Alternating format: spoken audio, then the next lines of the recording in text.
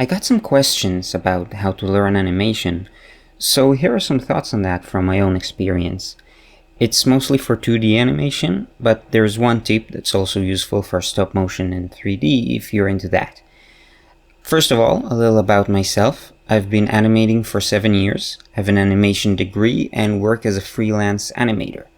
I'm mostly a character animator, and I did animation for ads, explainers, and art projects. Now, despite going to animation school for 4 years, I didn't actually learn much about animation there. I learned a lot of other things, but there was only one really important lesson I learned there. The rest I mostly got from two things. The first is this book, The Animator's Survival Kit by Richard Williams. It's kind of long and focuses on walk cycles a little too much to my liking, but you can skip parts of it and still learn a lot. It covers almost everything you need to know to start animating and has a lot of extra tips and tidbits. Though before you get it, I would recommend watching this video by Alan Becker going over the famous 12 principles of animation. It's a great explanation of them in less than half an hour and definitely worth a watch. Other than that, I wouldn't recommend investing too much time and money into animation courses or books.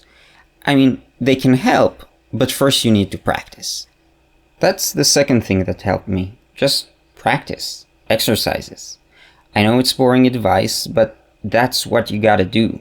Thanks to the extra animation exercises I did, I became one of the best animators in my class. Animation is like everything else. Skill requires practice. There is a little nuance to it though.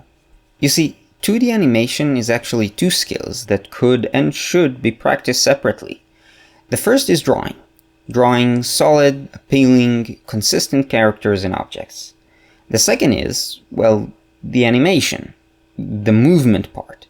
You can have great movement with basic drawings and boring movement with elaborate drawings. Trying to animate complex characters right from the start can actually slow you down if you're not good enough at the whole moving thing. So start by practicing these skills separately, and only then combine them in more advanced animation. To practice drawing, just draw from life and imagination, focusing more on the line and overall action than on details and shading. There are plenty of resources for this, depending on what style you're looking for, so just go out there and see what you can find.